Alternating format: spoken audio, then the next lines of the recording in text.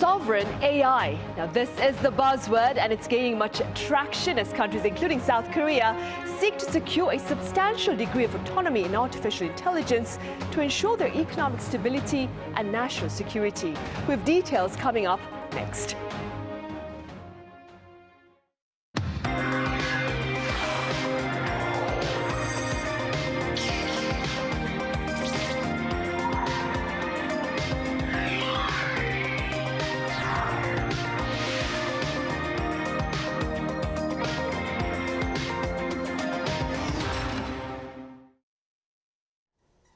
Hello and welcome to Tuesday's edition of Press Perspective for December 2nd here in Seoul. I'm Min Sunhee.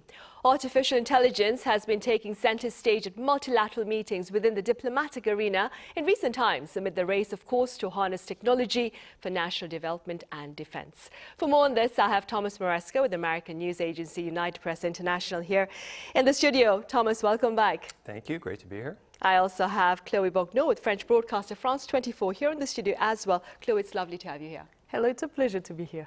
Thomas, we shall start with you. Artificial intelligence was on the agenda at the most recent multilateral meetings here in South Korea. I'm talking about the APEC, of course, and the G20 over in South Africa.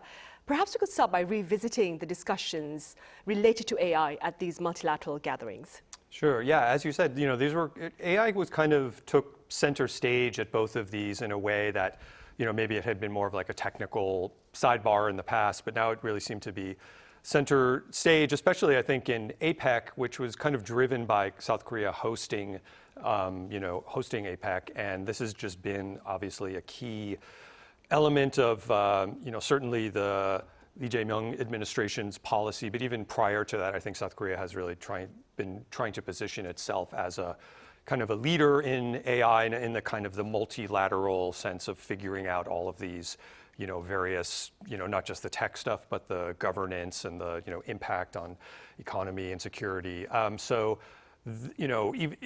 into the lead up of APEC, South Korea was kind of hosting different, AI agenda items. And so at APEC, it became kind of a, one of the central discussion points and was just ended up being at the kind of right at the top of the Gyeongju Declaration, sort of by all the APEC leaders, and right at the very top saying AI, calls for strengthened cooperation and concrete actions to enable economic growth that benefits all. And so that was kind of the idea behind it. And then for the first time, there was a separate initiative called the APEC AI Initiative, which was adopted here. And that was just also basically to recognize the great potential that AI has for all of these economies, and the fact that most of these APEC countries are sort of well positioned to be at the forefront of that, but also so unlocking the sort of innovation and productivity, but maintaining this sense of fair access and not letting it grow too far, the benefits only be to a few players, sort of thing. So there was a whole APEC initiative released, and basically ministers emphasizing that AI must be promoted alongside structural reforms, digital infrastructure, talent development, fair access. We talked about some coordinated approaches within and across member economies, voluntary review, stakeholder collaboration, policy exchange, sort of on those levels. So it became something where it's not just about the tech, but just this central component in trade, investment, competitiveness, and inclusive economic development.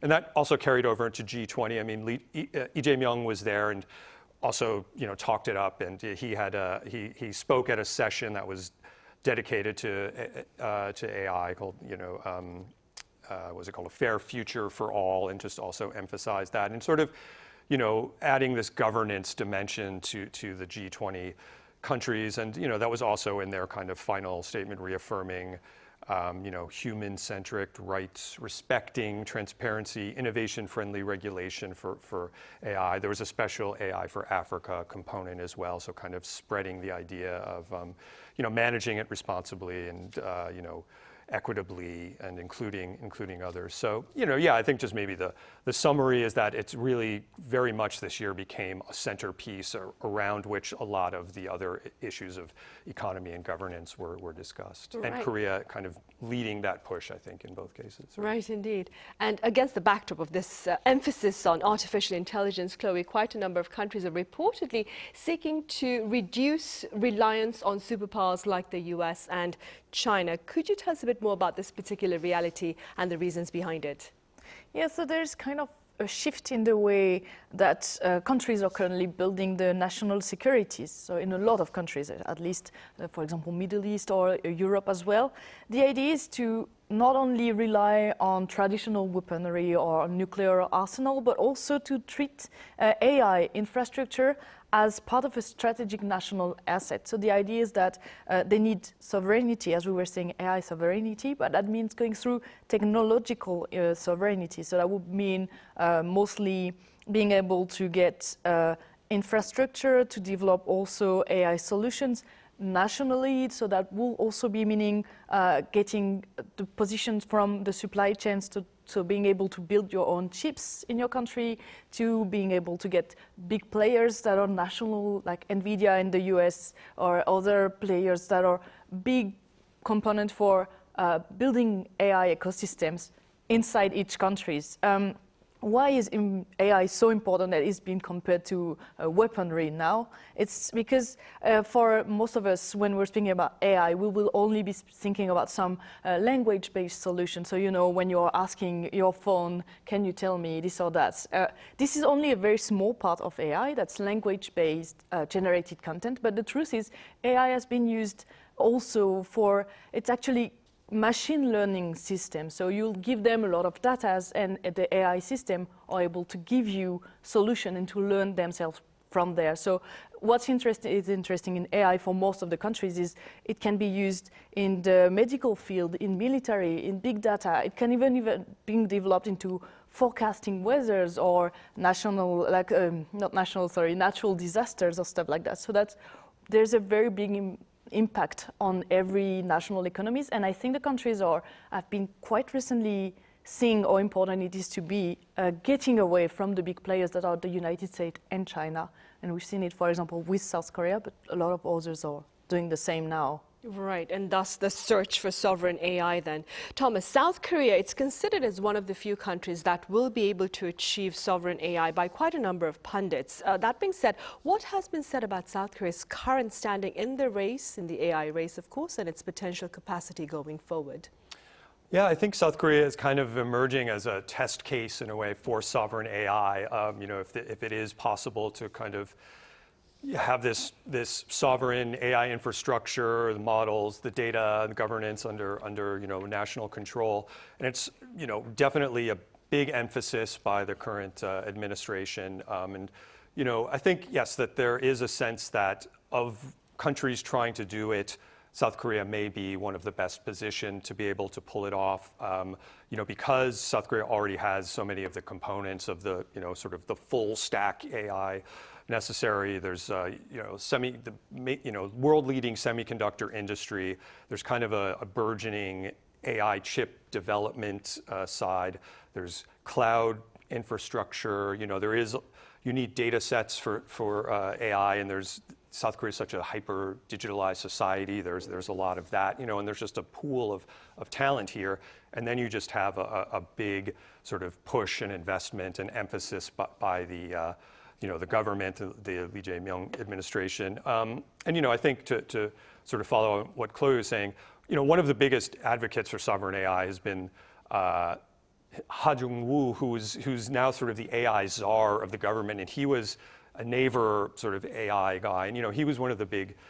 He's been pushing this concept for quite a while, and in addition to the sort of economic and other benefits, he did sort of frame it sometimes in this geopolitical context as a kind of a neo-imperialism factor in the 21st century, and sort of big powers will be able to use AI to kind of dominate the digital territories of other countries. So he's saying that this is kind of a shield, is necessary in a way to be a shield to these larger powers.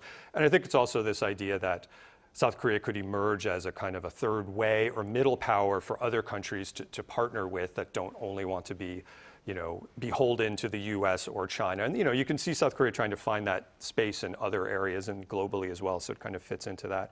And I think, generally, South Korea is seen as probably having a plausible shot because of the know-how and the tech firms here and the investment and the political willpower to do it. And there's also the idea that, maybe there's not just going to be one AI champion. There are these major, powers like the Samsungs and the SK Hynix and, Naver, but there's, there are some smaller startups that are getting involved in some of those areas. So those are, possible, positive signs, but there's also just a lot that, I think remains to be seen.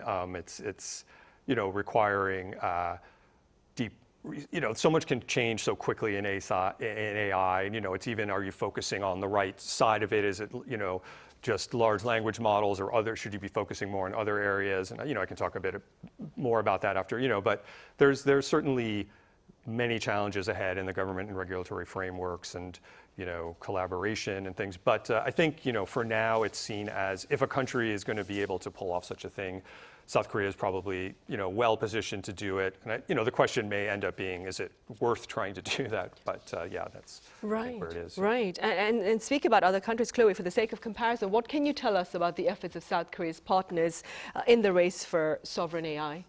Yeah, so we can take a few examples. So first of all, if we speak about, for example, Middle East, Saudi Arabia and the United Arab Emirates, they're coming in strong. They've started a bit later than other players, but what they're doing is, it's important for them actually to do that, is to reposition themselves from the oil market, where they are the leaders, to being able to be a big part, maybe foundation of the global AI system later on, because everyone knows that for now, oil is the main way of living. We need oil, we need petroleum, we need all the derivative from it, but everyone knows that the stocks are not unlimited, and that one day or another, those countries will need to be able to get their money from somewhere else. And they've understood that quite well, let's say. If we take the example of Saudi Arabia, so they are using the low-cost energy because as a producer of crude oil, they have like way less cost energy, and they are putting a lot of money into the AI investments.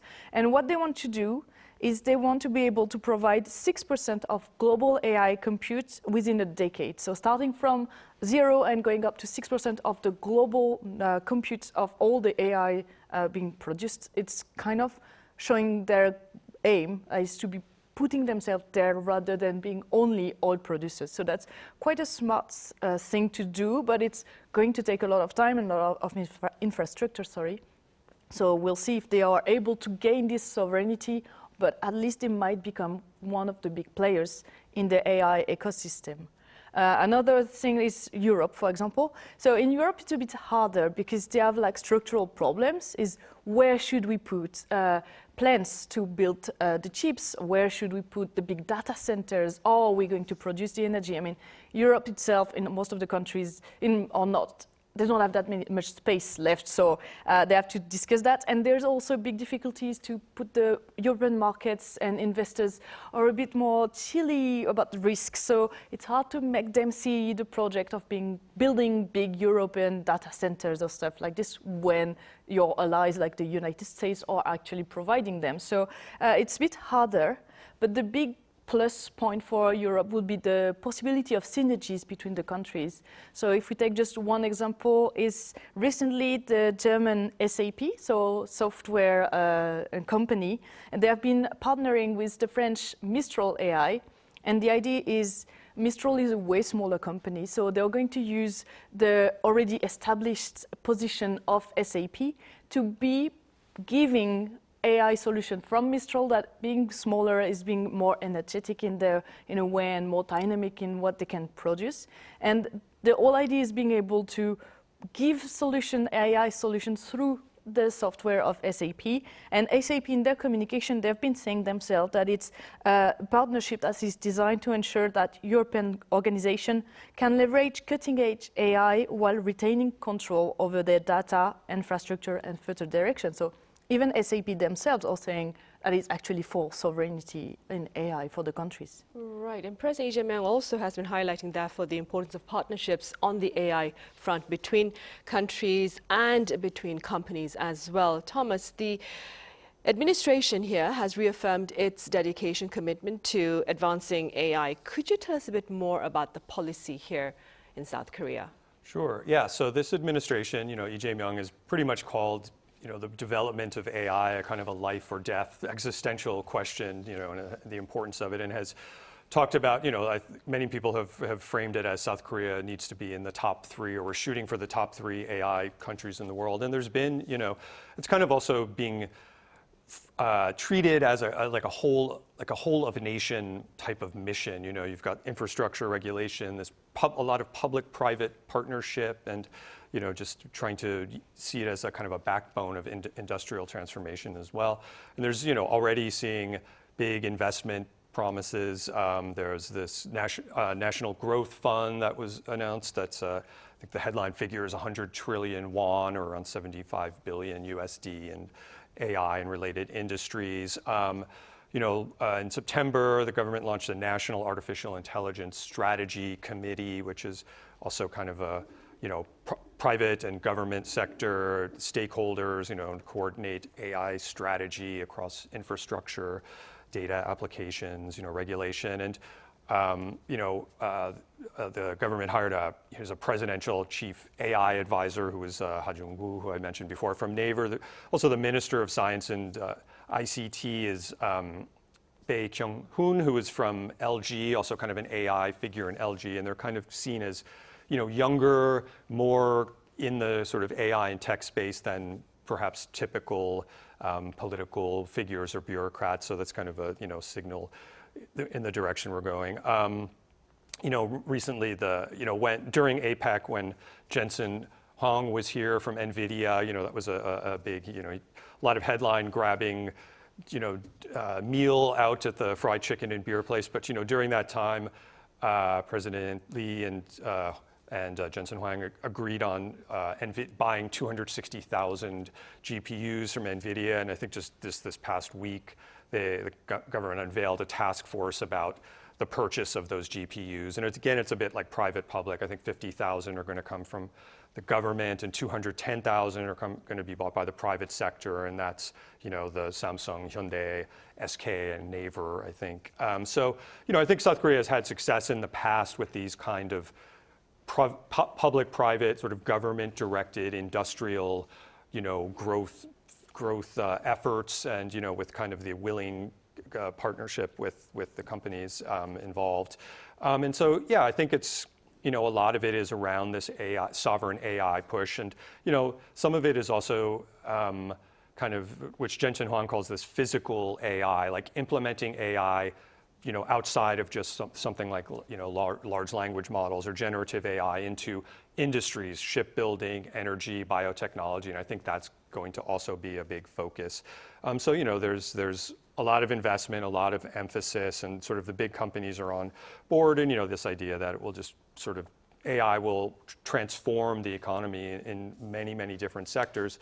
And I think there are some questions, though, and some challenges, and I think some have raised the fear of almost becoming a new tech kind of chaebol industry. Is all of it going to be, concentrated in just these, the giant sort of players, as we've seen sometimes in other fields. And then again, this question of where are we spending these resources? Is it worth it to try and build out your own LLM if they're already, you're already behind perhaps the other ones and that exist? So should you be focusing maybe on more of these vertical integrations of AI?